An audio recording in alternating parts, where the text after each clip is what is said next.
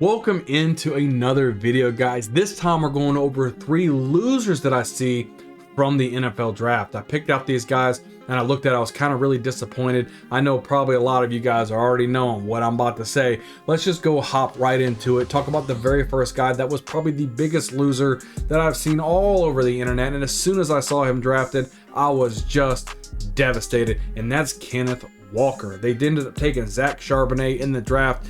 And I was like, what the heck are they doing?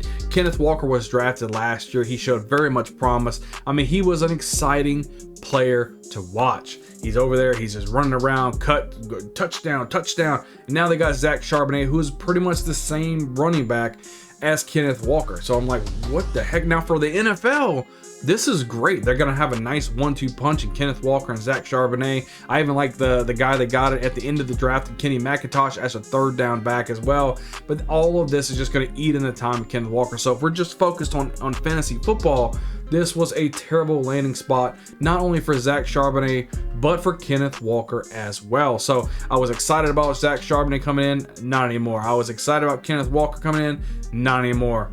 It is what it is. You know, they're both true workhorse types of backs. You know, I mean, neither one of them is really a third down scat back. That's what Kenny McIntosh is going to be used for. There's even competition in there for DJ Dallas and things like that.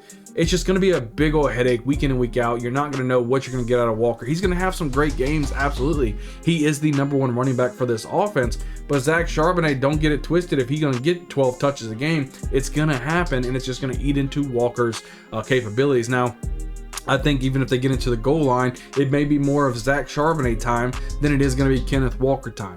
Like I said, he's just a really big loser in my mind. I think it's just somebody who's going to drop him now instead of redraft leagues. Kenneth Walker's probably going in the first round. Now he may be in the back end of the second round for me. In startup dynasty leagues, he's definitely fallen in the second round. He's not a first round pick anymore. It's just a big disappointment. You know, everybody was really excited, including myself, for Kenneth Walker. Seeing Zach Charbonnet getting drafted there is just, it's really disappointing to see things like that just go down for somebody that you really were excited for in fantasy football. Now the next guy I'm going to talk about here that I'm super just hate the landing spot. I think he's just a loser on draft day, and that's Tyler Algier. What more do you want from a rookie who didn't even start playing as the main guy till mid-season, still ended up reaching over 1,000 yards rushing? And what do they do to thank him for doing that? Hey, we're going to draft one of the best running backs to ever be in college football, and that's Bijan Robinson to replace you.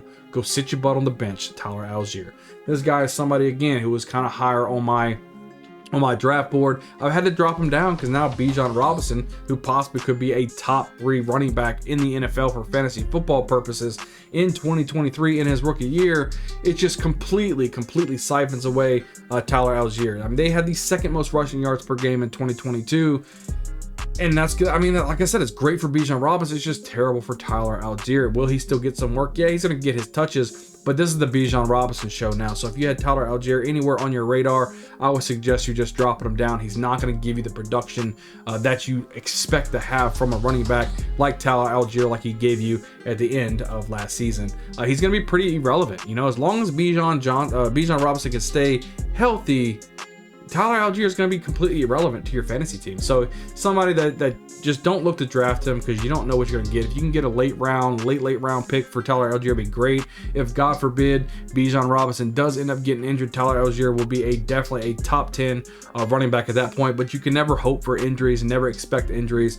And for that reason, we have to drop Tyler Algier down into our rankings. So the last guy I'm going to go over here that I think is a clear loser from the NFL draft is going to have to be Dawson Knox. Now, Dawson Knox is mainly a touchdown dependent type of tight end for Josh Allen and the Buffalo Bills. Now you bring in somebody like a Dalton Kincaid, who isn't as good as a blocker as Dawson Knox, but a much better route runner and a much better pass catcher than Dawson Knox.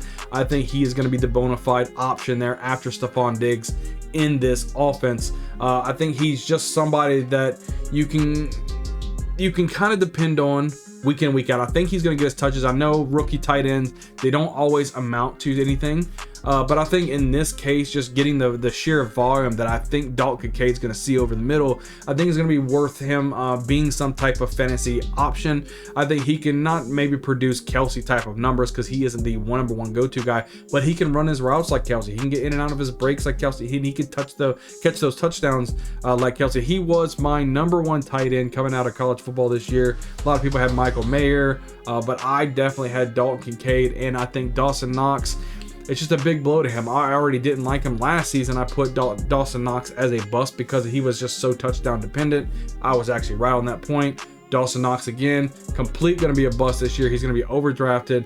I wouldn't touch Dawson Knox with a 10-foot pole. Dalton Kincaid will be the number one option, even though on the depth chart, Dalton Kincaid might be second because they just want to give Dawson Knox the first crack at blocking. Whatever the case is, Dalton Kincaid will be the second receiving option for the Buffalo Bills, and I think he will be great to get on your teams. But as far as Dawson Knox goes, definitely cutting this guy down. He's definitely a loser in my mind from the NFL draft. Now, those are my three guys, my three losers from the NFL draft. Kind of a quicker video just to kind of give you guys my update and my thoughts on some people that probably going to be losing a lot of value just based off of how people were drafted in the NFL draft. Guys, we're breaking out all types of videos to help you dominate your league and ultimately win some championships. We're coming out with weekly videos all through the off season, and when the season goes, that is when the metal hits the road, whatever you want to talk about that. But that's when we do starting lineups, we go starts and sits and waiver wire ads and all types of stuff during the regular season to ultimately get you to that championship, into the playoffs, and then winning the Super Bowl of your leagues and hold up the trophy. So other than that, I can't wait to see you guys on the next video. Hit the subscribe button, hit the like button, leave a comment down below. See what you guys do. You guys agree with me on these three people that I wanted to name that were losers in the draft? Do you not? Is there somebody else you guys want to talk about? But again, we will see you guys on that next video. We'll see you guys next time.